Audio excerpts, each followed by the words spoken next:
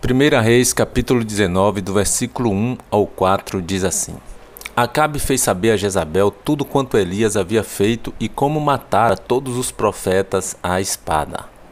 Então Jezabel mandou um mensageiro a Elias a dizer-lhe: Façam-me os deuses como lhes aprouver, se amanhã a estas horas não fizer eu a tua vida como fizeste a cada um deles.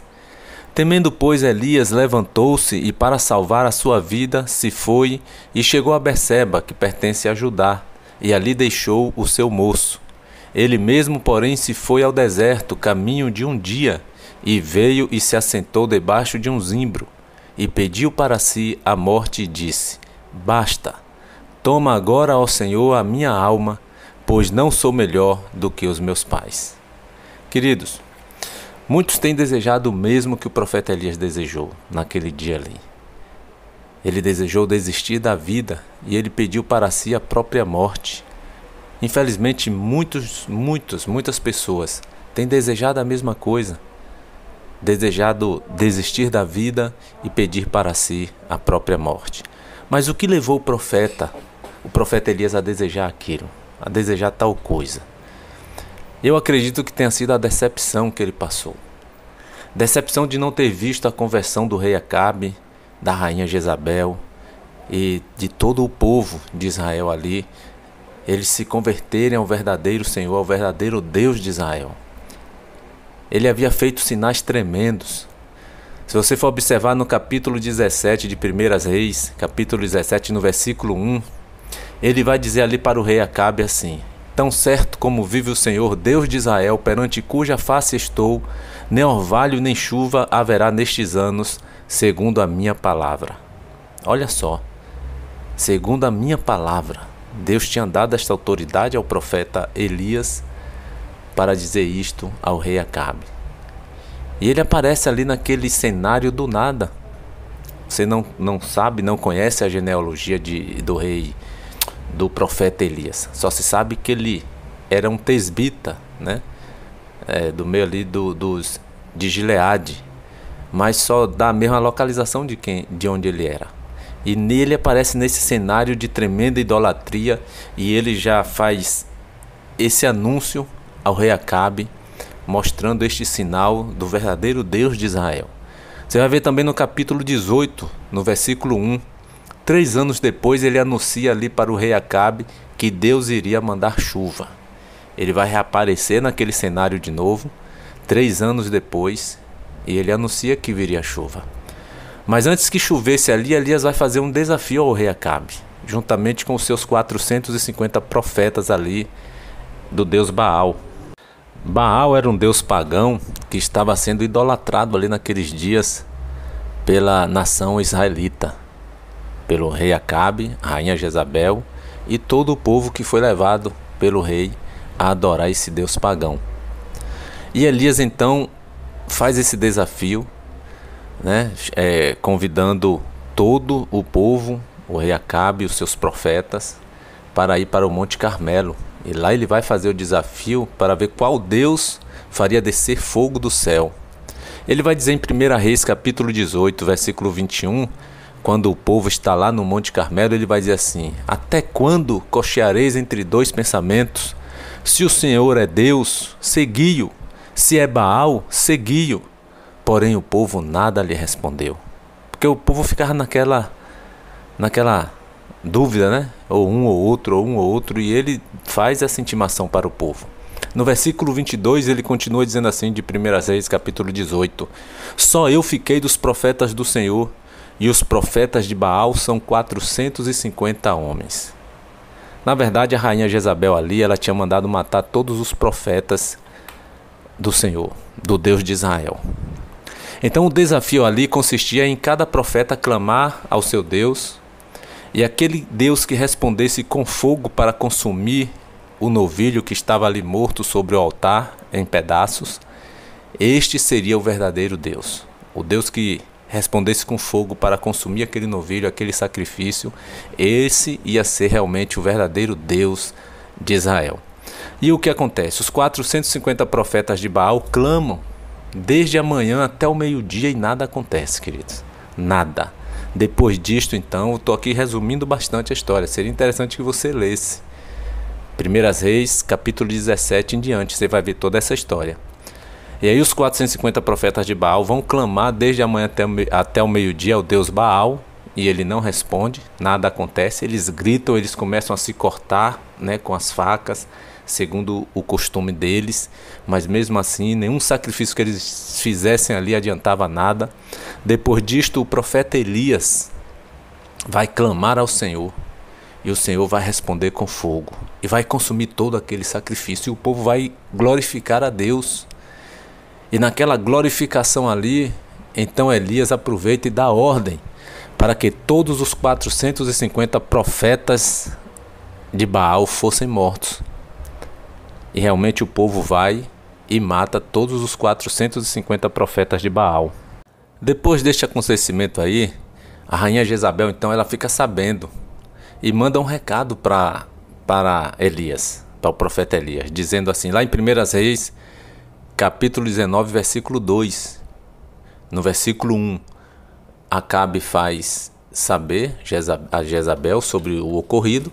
No versículo 2, ela manda um recado para Elias dizendo assim: Façam-me os deuses como lhes aprouver, se amanhã a estas horas não fizer eu a tua vida como fizestes a cada um deles. Olha só. No versículo 3 vai dizer que, diante dessa palavra da rainha Jezabel, ele vai fugir para salvar sua própria vida. Agora, queridos, eu vou fazer aqui uma observação seguinte. Eu acredito que até aí ele não estava desejando morrer. Ele vai fugir realmente para salvar sua vida. Se ele ficasse ali, ela viria com toda a comitiva dela, com todos os seus soldados, com todo o seu exército, se fosse o caso, para cercá-lo e matar a fio da espada. Então ele, para não morrer, ele foge. Ele realmente queria apenas se livrar das mãos da rainha Jezabel. Mas depois, eu acredito que depois, ele desanimado e decepcionado com a tentativa de fazê-los se converterem ao Senhor, e eles não se converteram, nem o rei Acabe, nem a rainha Jezabel, mas ele já desanimado e decepcionado com essa tentativa frustrada, né, de tentar essa conversão do rei Acabe, a conversão da rainha Jezabel ao verdadeiro Deus de Israel. Então Elias ele desiste. Ele fica muito abatido, muito triste, ele desiste e quer dar um basta naquilo tudo. Ele quer dar cabo da vida dele. Tanto que em 1 Reis 19, versículo 4, vai justamente dizer assim: Ele mesmo, porém, se foi ao deserto caminho de um dia, e veio e se assentou debaixo de um zimbro, e pediu para si a morte, e disse: Basta, toma agora, ao Senhor, a minha alma, pois eu não sou melhor do que os meus pais. Olha só, queridos.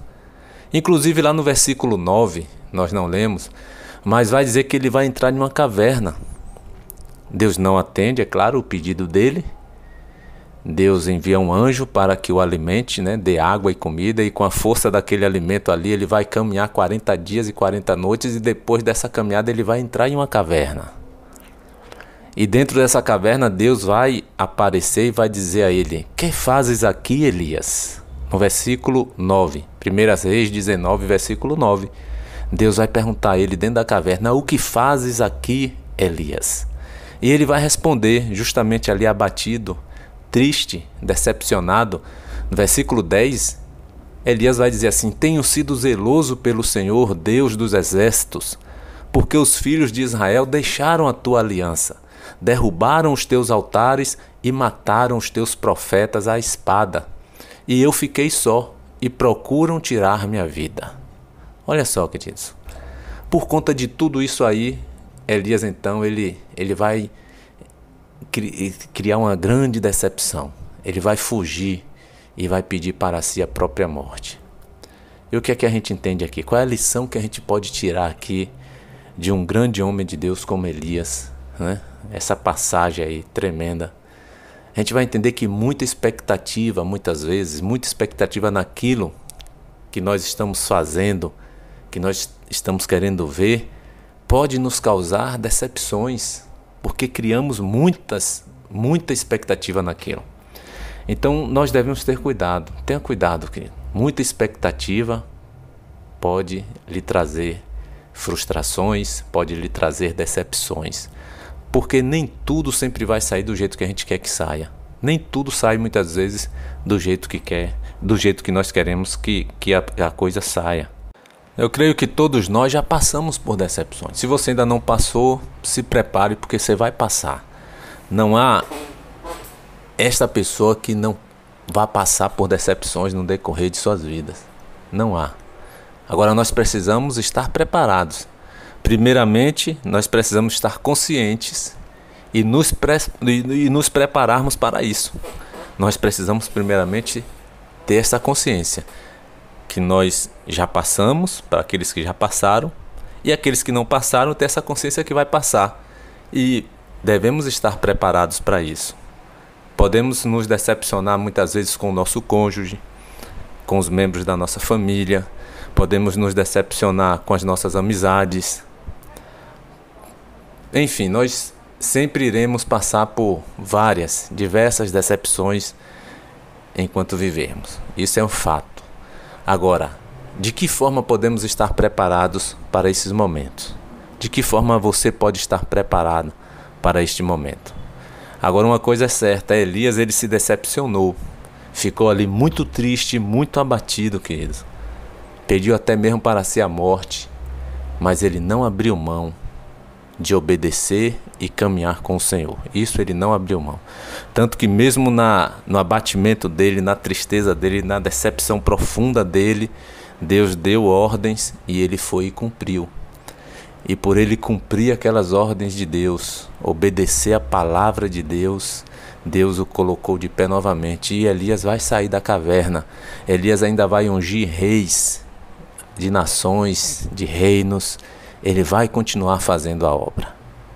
Agora, de que forma nós estaremos também preparados para lidar com as decepções nas nossas vidas? Então, assim, como eu disse, em primeiro lugar, nós devemos ter a consciência, a consciência de que nós vamos passar por decepções. E termos a consciência também de que ninguém é perfeito.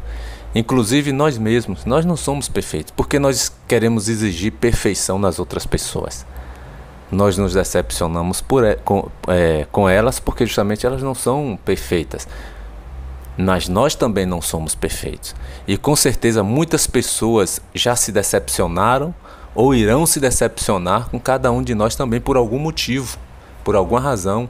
Talvez tenham criado uma expectativa em mim e em você e não foram atendidas.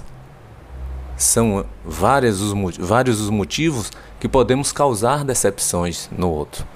Mas devemos estar preparados para este momento.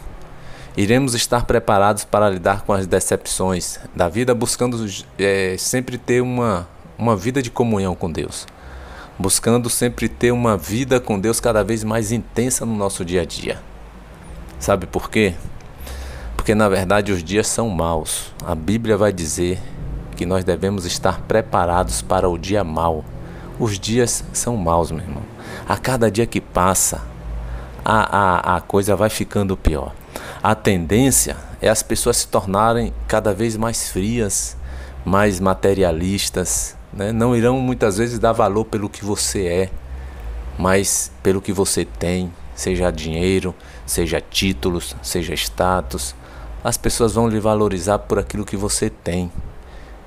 Então nós devemos estar preparados que as decepções virão, virão sempre em nossas vidas. Inclusive lá em 2 Timóteo 3, no versículo 1 em diante, vai dizer assim, 2 Timóteo 3, versículo 1 em diante, diz: sabe, porém, isto, nos últimos dias sobrevirão tempos difíceis, pois os homens serão egoístas, avarentos, jactanciosos, arrogantes, blasfemadores, desobedientes aos pais, ingratos, irreverentes, desafeiçoados, implacáveis, caluniadores, sem domínio de si, cruéis, inimigos do bem, traidores, atrevidos, enfatuados, mais amigos dos prazeres do que amigos de Deus, tendo forma de piedade, negando-lhe entretanto o poder.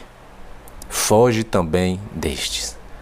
Olha só o conselho que o apóstolo aí dá para cada um de nós. Foge também destes. Esses tipos de pessoas, foge destas. Sabe por quê, queridos? Porque se não fugirmos destas pessoas, esse tipo de gente, as decepções serão ainda maiores. Sabe, porém, isto, nos últimos dias sobrevirão tempos difíceis. Os homens se tornarão tudo isso aí que nós acabamos de ler. Está escrito aí na Bíblia, na palavra de Deus, 2 Timóteo 3, versículo 1 ao 5. Mateus 24, versículo 12, Jesus também vai dizer assim: e por se multiplicar a iniquidade, o amor de muitos se esfriará. Olha só, por que o amor de muitos irá se esfriar? Porque a iniquidade irá se multiplicar. Não vai somar não, vai se multiplicar cada vez mais e mais. É o fim dos tempos. E à medida que vai se aproximando o fim dos tempos, as coisas vão piorando, as pessoas vão se tornando cada vez piores, cada vez mais frias, cada vez mais materialistas. E aí Jesus diz aqui em Mateus 24, 12 e 13: e por se multiplicar a iniquidade, o amor de muitos se esfriará. Mas aquele que perseverar até o fim, este será salvo. Você quer estar preparado para lidar com as decepções? Para lidar com as decepções sem se abater a ponto de perder o sentido da vida? Então entregue a sua vida para Jesus, meu irmão.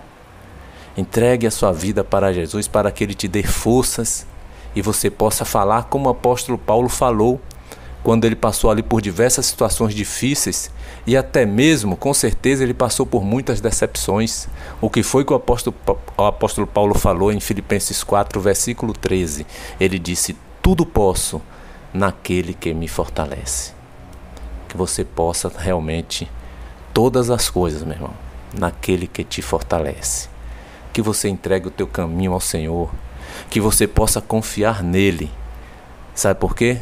Porque o mais Ele fará. É o que está nos garantindo lá no Salmo 37, versículo 5. Que Deus abençoe a sua vida, que Deus abençoe a toda a sua família.